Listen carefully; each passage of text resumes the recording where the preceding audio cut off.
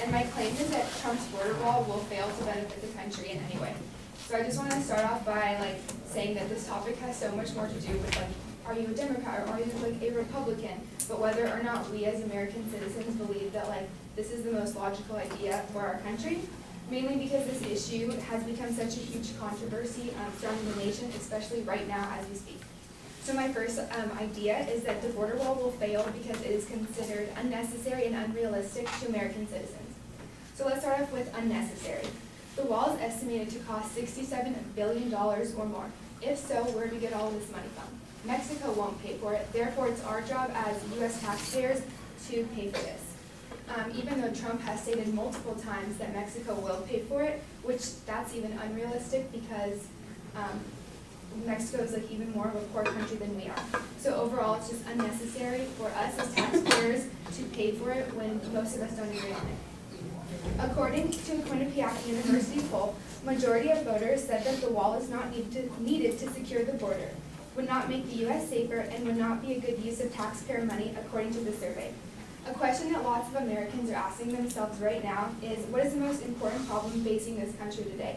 Some could say poverty, unemployment, global warming, and oh yeah, debt. So as of last week, the U.S. has accumulated $22 trillion in debt.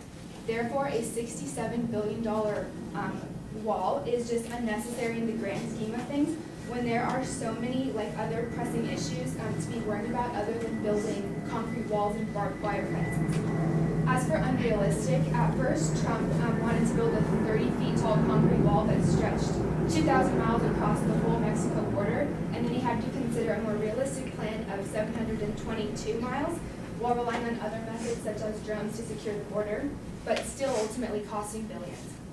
The reason why his ideas were just too unrealistic was based on a report from the U.S. Department of Homeland Security stating that, or it was estimated that the wall was going to take 3 years to fully construct, and by that time, Trump would be long out of office given he doesn't get reelected, and ultimately still wasting taxpayer money anyways. Therefore, moving on to the second idea, that the border wall will fail given a lack of government funding and support.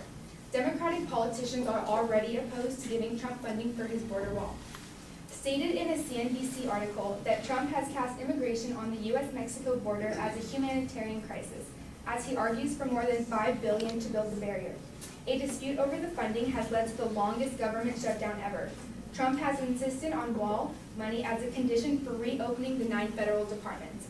So he's pretty much stating that once he receives the $5 billion from the government, he'll reopen it. And take into account that this money would just be to start it. It wouldn't be to finish it successfully.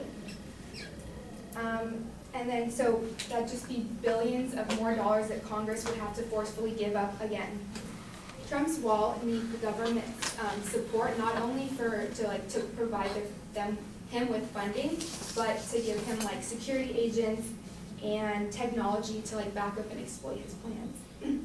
On February 15th, just less than a week ago, Trump had declared a national emergency, but for what reason?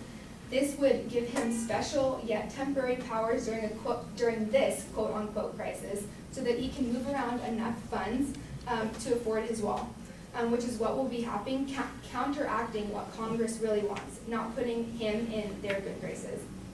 So moving on to my third idea, that the border wall will fail to prevent immigration and drug smuggling. American voters believe there is both a humanitarian and a security crisis along the southern border.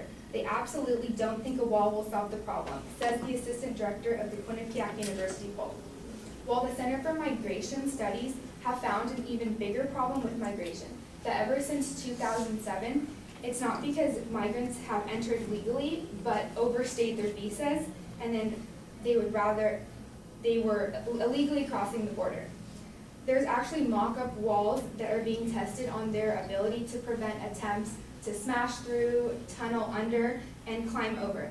But still, it's been said that these border barriers will not work because it doesn't prevent people from just jumping over.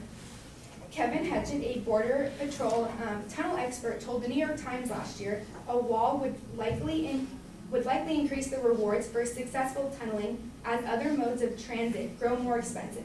Plus, a majority of illegal drugs are brought through legally, hidden amongst all other traffic. Even if President Trump's plan does go through, instead of focusing his efforts on stopping drug smuggling, he has turned the focus of his border patrol on arresting undocumented immigrants. For example, multiple migrant children around the age of 7 or 8 were apprehended at the border and just have died in government custody recently. To conclude, some Americans believe that our president has been feeding us empty promises and lies just to establish his own credibility. Even Congress believes that this money should be spent elsewhere. Overall, there's just too much controversy in the government, let alone the world right now, for this to be a smart move.